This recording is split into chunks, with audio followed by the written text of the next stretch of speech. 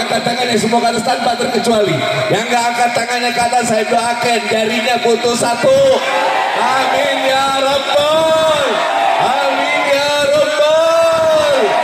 Malam Sabtu bukan waktunya aku dan kamu, juga bukan waktunya aku dengan dirinya.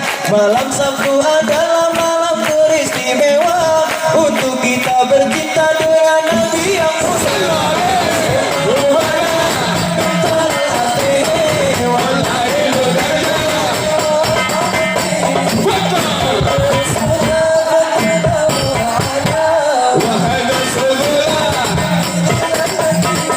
Jangan pernah ragu datang ke majelis ilmu. Jangan pernah resah apalagi gelisah. Tanam dalam hati agar selalu istiqomah.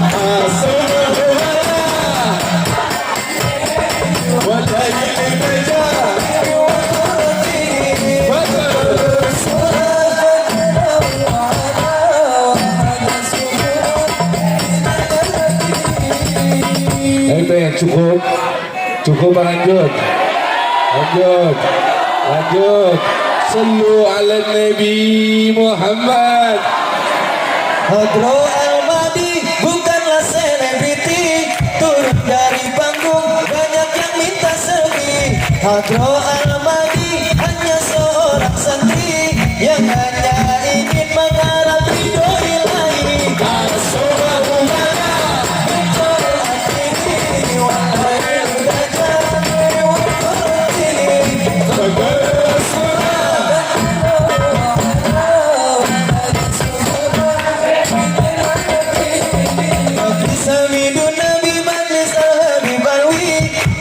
Yang dicintai para pecinta Nabi, pecandu sholawat takkan pernah merugi sampai akhir hayat masuk surga dengan Nabi.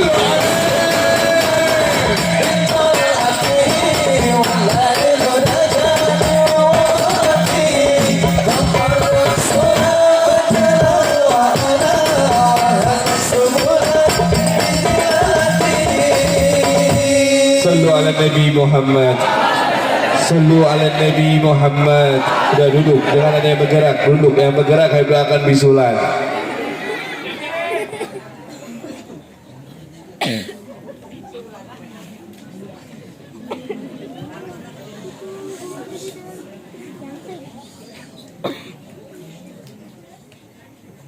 Sallu ala Nabi Muhammad. Assalamualaikum warahmatullahi ta'ala wabarakatuh. Alhamdulillah wassalatu wassalamu ala rasulillah Sayyidina wa maulana Muhammad ibni Abdullah wa ala alihi wa sahbihi wa man walah. ولا حول ولا قوة إلا بالله العلي العظيم. اللهم صل على سيدنا محمد طب القلوب ودوائها وعافية الأبدان وشفائها ونور الأبصار وغذائها وعلى آله وصحبه وسلم. أما بعد. Alhamdulillah, puji syukur kehadirat Allah Subhanahu wa taala yang kembali mempertemukan kita, memperkumpulkan kita dalam suatu tempat yang insyaallah tidaklah Allah mengeluarkannya kita dari tempat ini dengan terkecuali Allah telah mengampuni segala dosa-dosa kita, dosa daripada kedua orang tua kita, dosa daripada guru-guru kita. Amin ya Rabbal. Amin ya Rabbal. Salawat serta salam tidak lupa kita haturkan kepada junjungan anam Nabina wa nabiyukum Muhammad sallallahu alaihi wasallam. Alhamdulillah, sama-sama kita hormati segala para habaib abdair Rasulullah sallallahu alaihi wasallam, cucunya baginda Nabi Muhammad sallallahu alaihi wasallam yang tidak bisa Al-Fakir sebutkan namanya satu persatu, namun insya Allah tidak mengurangi rasa hormat dan takzim Al-Fakir terhadap beliau semua. Mudah-mudahan para habaib kita Allah panjangkan umurnya, Allah lancarkan urusannya, Allah tambahkan ilmunya, manfaat dunia wal akhirah, dan Allah berikan keturunan yang saleh was salihah. Amin ya rabbal. Tidak lupa pula segera para asatidz tokoh masyarakat. Kita bisa Al-Fakir juga sebutkan namanya satu persatu, namun tidak mengurangi rasa hormat dan hadim Al-Fakir terhadap beliau semua. Ikhwani wa akhwati rahimakumullah. Sentilan tentang bulan Rajab tadi telah disampaikan oleh sahabat saya, kawan saya, seperjuangan dengan saya, cuman gantengnya nggak seganteng saya. Namanya Ustadz Anggi Ashifa. Beliau ini punya muka ganteng luar biasa. Lain, istrinya baru 2, kalau ada yang mau nambah foto lu. Ustadz Anggi istrinya baru 2. Kalau mau nambah, mau daftar, sok daftar sama nomor yang ada di bawah ini. Ikhwani wa akhwati rahimakumullah. Tadi Ustaz Anggi menjelaskan tentang kejadian Isra wal Mi'rajnya baginda Nabi Muhammad sallallahu alaihi wasallam. Sebelum Habib lanjutkan, Habib mau tanya sama jamaah. Bu, kira-kira kalau jalan dari Masjidil Aqsa, dari Masjidil Haram ke Masjidil Aqsa, dari rumah Nabi Muhammad jalan ke Masjidil Haram, terus jalan ke Masjidil Aqsa dalam waktu beberapa menit, kira-kira masuk akal atau enggak? Masuk akal atau enggak? Jadi Isra wal Mi'raj itu benar apa bohong? Kan kata lu nggak masuk akal. Gimana sih? Tadi katanya nggak masuk akal. Tapi mau tanya, Isra wal Mi'raj itu benar apa bohong? Benar. Kalau ada orang bilang bohong, kira-kira itu orang goblok apa tolol? Goblok apa bego? Ikhwani wa akhwati rahimakumullah. Sekarang nggak banyak orang yang sudah dibego-begokan oleh pasukan RCTI. Tahu RCTI? Tahu RCTI? Rombongan celana tinggi. Ataupun Pajero. Tahu Pajero? Apa? Pasukan jenggot Rasul yang jidatnya hitam, jenggotnya panjang, kutu gelantungan. Mereka punya fatwa bahwasanya Isra wal Mi'raj Nabi Muhammad itu tidak ada. Mereka mengatakan Maulid Nabi itu bid'ah, sholawat itu bid'ah, Isra Mi'raj itu bid'ah. Bahkan banyak daripada sahabat yang Nabi Muhammad ketika mendapatkan kabar Nabi Muhammad di Isra dan di Mi'rajkan dalam waktu beberapa menit, dalam waktu yang sangat singkat, mereka mengatakan Nabi Muhammad tukang bohong, Nabi Muhammad tukang tipu, Nabi Muhammad tukang kibul. Ketika Nabi Muhammad menyampaikan, aku tadi telah berjumpa dengan Allah, aku berangkat dari Masjidil Haram ila Masjidil Aqsa, lalu aku diangkat ke langit ke-7, aku berjumpa dengan Allah. Ketika Nabi menyampaikan hal sedemikian rupa, para sahabat Nabi ada yang berkata, ya Rasulullah, itu semua nggak mungkin, itu semua mustahil, itu semua bohong. Bahkan banyak daripada sahabat Nabi Muhammad yang keluar daripada ajaran Islam. Ikhwani wa akhwati rahimakumullah. Kalau orang imannya kurang, hatinya nggak bersih, nggak bakal percaya sama perkataan Rasulullah SAW. Jadi kalau ada orang bilang, kok makan Nabi pakai 3 jari, emang dapat apa tuh nasi di sendok, abang dapat apa nasi di kunyah? Kalau nggak percaya sama sunnahnya Nabi, iman ente dipertanyakan oleh Allah Subhanahu wa Ta'ala. Nah, kalau kita bicara Isra wal Mi'raj Nabi Muhammad sallallahu alaihi wasallam, ketika Nabi diberangkatkan Isra wal Mi'raj, saya kasih gambaran yang sangat simpel dan mudah dicerna. Misalkan ada semut dari Arzimar, dari tempat Habib tinggal. Habib tinggal di Arjimar, Warung Jambu, Bogor. Kalau mau datang ke sini kira-kira semut butuh waktu berapa lama? Setahun? 2 tahun? 3 tahun? 4 tahun? Belum nyampe ke sini udah mati duluan. Dilindas pakai mobil. Betul apa betul? Betul apa betul? Tapi ada semut dari Arjimar bisa datang ke tempat ini. Dia hadir acara Maulid. Ini semut pengen datang acara Isra wal Mi'raj Nabi Muhammad di Kampung Cilangkap. Semut dari Arjimar pengen datang. Nah, ini semut saking pengen datangnya ikut sholawatan bareng sama kita orang. Dia dari rumah Habib nempel di sorban Habib. Nempel di sorban Habib. Kira-kira kalau dia nempel di sorban Habib nyampe ke sini dalam waktu berapa menit? 10 menit, 15 menit sudah sampai. Betul apa betul? Betul apa betul? Nah, Habib kasih gambarannya simpel. Misalkan ada semut orang Arjimar itu Habib kasih nama Michael. Karena ganteng, bule-bule, gimana gitu. Matanya biru, ya kan? Semutnya bule, kakinya ada 10. Ketemu sama semut Kampung Cilangkap. Habib kasih nama semut Kampung Cilangkap Udin. Ada Udin ada? Ada Udin ada? Ganti jangan Udin. Habib kasih nama Asep. Ada Asep? Ada juga nama Asep. Masya Allah. Habib ganti lagi nama jadi Kotok. Ada Kotok? Kotok ada? Inna lillahi wa inna ilaihi rajiun. Habib kasih nama semut orang Kampung Cilangkap Kotok namanya.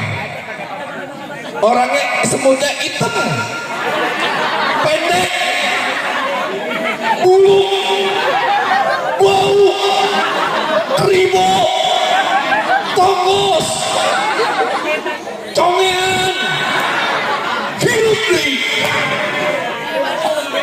Ini semut Habib kasih nama Kotok. Si Kotok punya perkumpulan bareng-bareng sama temennya. Lagi hadir Maulid Nabi Muhammad Sallallahu Alaihi Wasallam. Ini si Michael yang ganteng, perkasa dan gagah seperti Habib Alwi datang ke Kampung Cilangkap. Dia baca sholawat di Kampung Cilangkap. Akhirnya si Kotok dan perkumpulannya yang hidang jore patut tersebut dia bingung. Dia melihat ada semut satu beda sendiri. Itu semut kok bule, itu semut kok ganteng, itu semut kok cakep. Akhirnya perkumpulan si Kotok ini nanya, "Hei bro, lu semut asli mana ya?" kata dia. Akhirnya kata si Michael, "Kenalin bro, nama gua Michael. Gua semut dari Arjimar." "Iya bro," kata si Kotok, "iya bro, gua bingung. Gua ngeliat muka lu beda sendiri, putih dewekan. Kok gua mah hitam dop ya?" kata dia. Nah, akhirnya ini semut yang namanya Michael bilang, "Ya, saya bukan semut asli sini, tapi saya semut asli dari Arjimar." Si Kotok tadi yang bego dan tolong, dia nanya, "Lo jalan dari Arjimar ke sini butuh waktu berapa menit?" Kata si semut Michael tersebut, dia bilang, "Saya butuh waktu setengah jam." Kira-kira si Kotok sama teman-temannya percaya apa enggak? Nggak bakal percaya. Akhirnya si Kotok dan teman-temannya dia bilang apa? Nggak mungkin, mustahil, nggak masuk di akal kalau kamu jalan dari Arjimar ke tempat ini cuma waktu setengah jam. Akhirnya kata si Michael tersebut dia menjelaskan, "Begini bro kronologisnya. Saya datang dari Arjimar saking pengen hadir selawatan, cari syafaat Nabi Muhammad. Saya nempel di sorbannya Habib Alwi. Saya bareng berangkat sama Habib Alwi. Saya naik mobil pakai AC sama Habib Alwi. Ketika turun dari mobil Habib Alwi ngegibas sorbannya. Saya jatuh, nggak bisa naik ke panggung. Ketemunya sama lo, kumpulnya sama lo. Kira-kira tuh si Kotok percaya apa enggak? Percaya apa enggak? Percaya apa percaya? Percaya, karena sudah dijelaskan kronologi kronologinya. Lalu begitu pun juga dengan Isra wal Mi'rajnya baginda Nabi Muhammad. Kalau menurut logika akal pikiran kita yang dipakai, maka Isra wal Mi'rajnya Nabi Muhammad itu dibilang bohong. Akan tetapi jika kita menilai dengan iman dan hati yang bersih, maka akan percaya dengan kejadian Isra wal Mi'rajnya Nabi Muhammad sallallahu alaihi wasallam. Kira-kira yang hadir di sini percaya nggak sama Isra wal Mi'rajnya Nabi Muhammad? Percaya apa percaya? Percaya apa percaya? Tapi dalam kejadian tersebut ada satu peristiwa yang luar biasa. Bukan oleh-oleh tentang sholat, itu tadi Ustaz Anggi sudah sampaikan. Bukan pertemuan dan lain sebagainya. Apa yang istimewa? Sendalnya baginda Nabi Muhammad, sendalnya baginda Rasul.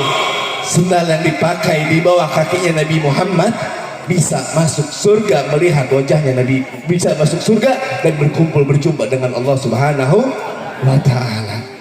Ikhwan wa akhwatir rahimakumullah, sendalnya Rasulullah itu hanya sendal yang bergabung dengan Nabi Muhammad, yang menempel dengan Nabi Muhammad.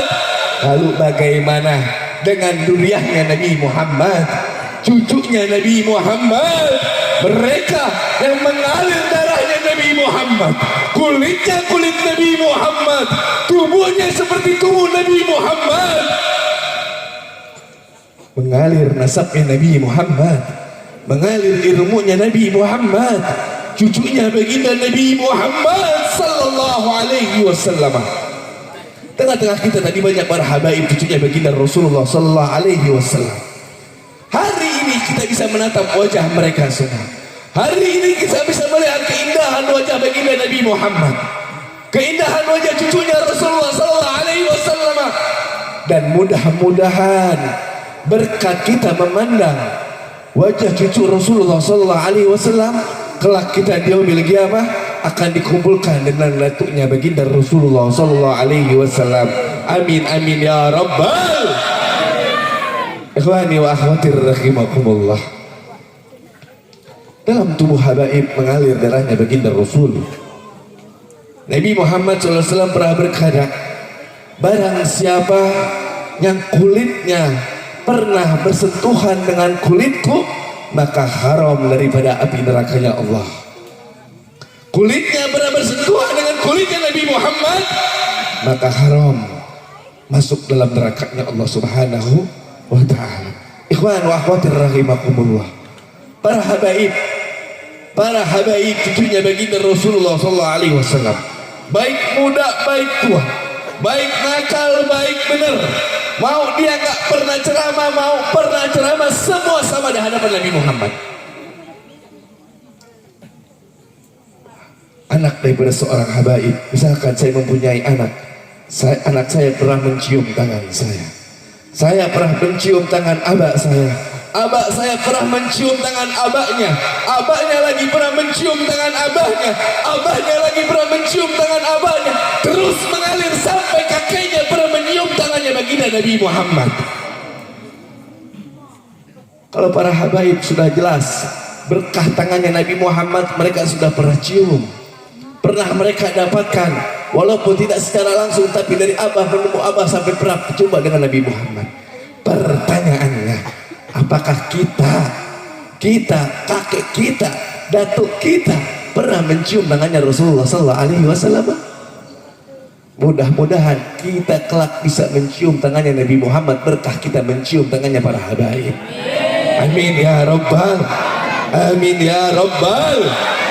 Ikhwan wa akhwatir rahimakumullah, sekarang banyak berita di luar sana, mereka mencari-cari kesalahan para habaib dan asatid. Di TV-TV, di media-media, semua membahas tentang kejelekan para habaib.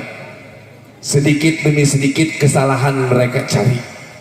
Pesan saya, jangan pernah ikut-ikutan dengan orang yang tidak senang dengan habaib. Karena kenapa?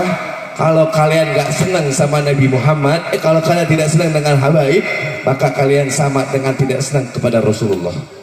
Kalau kalian tidak senang dengan Nabi Muhammad, maka sama kalian tidak senang dengan Nabinya Allah. Saya dapat pepatah, kalau kalian pengen senang dunia wal akhirat, saya kasih kuncinya. Bikin Habib senang, maka Nabi bakal girang. Atau saya balik, bikin Habib girang, pasti Nabi senang. Bikin Nabi senang, pasti Allah juga redho. Kalau Habib sudah girang, maka Nabi Muhammad bakal senang. Kalau Nabi Muhammad sudah senang, maka pintu surga untuk kita dibukakan dan kita berkumpul dengan datuknya baginda Rasulullah sallallahu alaihi wasallam. Amin ya rabbal. Mudah-mudahan kita semua yang duduk pada malam hari ini dapat mendapatkan keberkahan daripada baginda Rasulullah sallallahu alaihi wasallam. Bisa melihat senyumnya Nabi Muhammad. Bisa melihat senyumnya Nabi Muhammad. Saya mau tanya, kira-kira yang hadir di sini mau mimpi ketemu sama Nabi Muhammad? Mau mimpi ketemu sama Nabi Muhammad? Benar apa benar? Benar apa benar? Mau amalannya?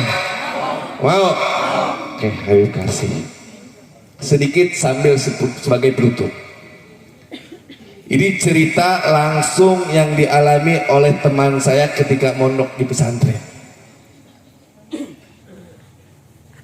Seorang murid bertanya sama gurunya, "Wahai guru, bagaimana cara mimpi ketemu sama Nabi Muhammad?" Ini muridnya nanya sama gurunya, "Ustaz, bagaimana cara mimpi ketemu sama Nabi Muhammad?" Ustaznya bilang apa? Gampang, mudah, simpel. Karena ini Ustaz, perbanyak baca sholawat. Baca sholawat yang banyak, 1000 kali, 2000 kali, 10.000 kali, ratusan ribu kali baca sholawat. Maka nanti bakal berjumpa sama Nabi Muhammad. Dia pulang dari rumahnya, dari rumah gurunya, pulang ke pondok pesantren. Dia baca sholawat, terus berhari-hari dia baca sholawat, sehari, 2 hari, 3 hari, sampai ketemu minggu kemudian. 1 minggu dia baca sholawat full, dia tidak ketemu sama Nabi Muhammad. Dia nggak mimpi ketemu sama Nabi Muhammad. Berarti sholawat doang nggak cukup buat nganterin kita ketemu sama Nabi Muhammad. Betul apa betul? Betul apa betul? Yang kedua, ini murid datang lagi ke rumah gurunya. Dia samperin lagi gurunya. Dia bilang sama gurunya, "Habib, saya sudah baca ratusan ribu kali sholawat. Kok saya belum juga ketemu sama Nabi Muhammad? Kok saya belum juga melihat wajahnya Nabi Muhammad sallallahu alaihi wasallam?" Oh, kata Habib ini, "Oh, kalau begitu gampang. Ada lagi 1 amalan pasti butuh pengorbanan." Kata gurunya, ada 1 amalan butuh pengorbanan. Makanya segala cinta itu pasti butuh cinta itu butuh pengorbanan, bukan perharapan. Nah, ketika murid berkata kepada gurunya bilang, "Ada, tapi butuh pengorbanan sedikit buat ketemu sama Nabi Muhammad." "Apa?" "Kamu sekarang dari rumah saya pulang ke pondok pesantren jalan kaki." Pulang dari pondok pesantren, pulang dari rumah ke pondok pesantren jalan kaki. Perkiraan itu jaraknya kurang lebih 1 atau 2 kilometer. Dari rumah guru ke pondok itu 1 sampai 2 kilometer. Jauh. Kalau jalan kaki mah engap. Beres. Akhirnya ketika itu lagi bulan puasa. Ingat, lagi bulan puasa. Kata gurunya apa? "Kamu jalan kaki ke rumah, ke pondok pesantren, tapi nggak boleh minum, nggak boleh boleh makan, tapi nggak boleh minum. Kamu pulang ke pondok pesantren boleh makan, tapi nggak boleh minum. Kamu jalan. Setelah kamu sampai pondok pesantren, kamu jangan ketemu sama orang, siapapun orangnya, nyampe pondok langsung tidur." Kata gurunya begitu. Akhirnya ini murid saking yakin sama perkataan gurunya, dia pengen ketemu sama Nabi Muhammad, dia rela jalan kaki dari pondok 1 sampai 2 kilometer ke pondok pesantrennya. Ini lagi panas, tangari bolong. Panas bolong. Kalau tahu kota Jawa Timur itu panasnya kayak julukannya itu kayak neraka bocor. Saking panasnya. Dia jalan kaki dari rumah gurunya ke pondok pesantren. Di pertengahan jalan udah capek, panas-panasan, nggak boleh minum, cuman boleh makan. Dia beli cemilan. barangkali bisa nambahin stamina dia buat jalan ke pondok. Terus dia jalan kaki. Di pertengahan jalan dia ketemu sama tukang es kelapa. Di pertengahan jalan ini orang ketemu sama tukang es kelapa. Begitu ketemu sama tukang es kelapa, dia bilang dalam hatinya, ya Allah, itu tukang es kelapa enak amat ya. Mana tangari bolong, panas-panasan, gua jalan kaki habis capek, pengen betul beli tukang es kelapa sama tukang-tukangnya. Katanya orang, kalau aja bukan karena pengen ketemu sama Nabi Muhammad, gua borong tukang kelapa tukang sama tukang-tukangnya, sama gerobak-gerobak yang dia beli. Akhirnya dia lanjutin jalan kaki. Sebelum sampai pondok dia kebayang-bayang lagi, Allah tadi tukang es kelapa enak amat ya.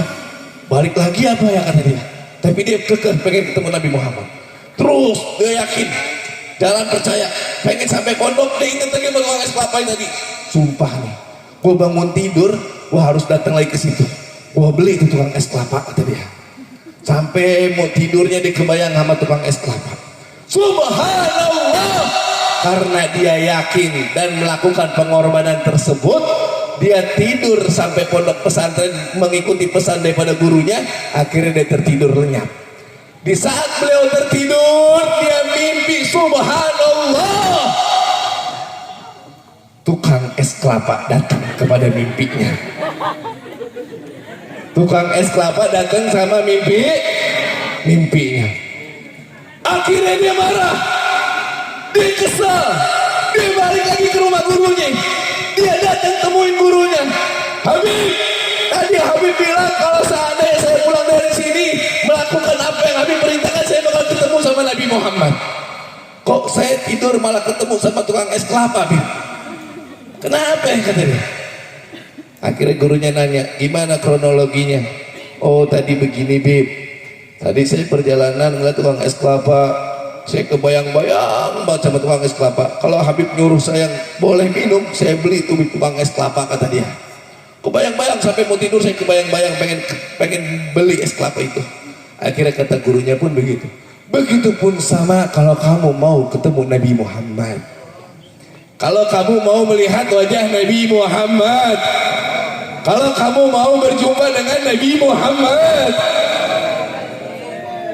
kata gurunya sama, caranya nggak beda jauh.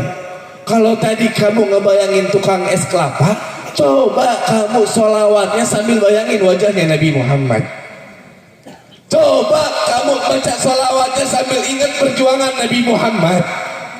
Coba kamu baca sholawatnya sambil membayangkan keindahan wajahnya Rasulullah Sallallahu Alaihi Wasallam, ketampanan wajah baginda Nabi Muhammad, akhlaknya Nabi Muhammad.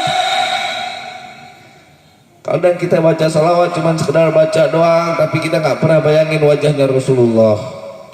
Kalau kita baca salawat sambil membayangkan keindahan wajah Nabi Muhammad, mengingatkan ataupun mendekatkan apa yang membuat kita ingat terhadap Nabi Muhammad, maka dengan sering-sering kita mengingat wajah Rasulullah, mengingat-ingat tentang perjuangan Nabi Muhammad, mengingat-ingat tentang keindahan Nabi Muhammad, ingat dengan sunnahnya Nabi Muhammad.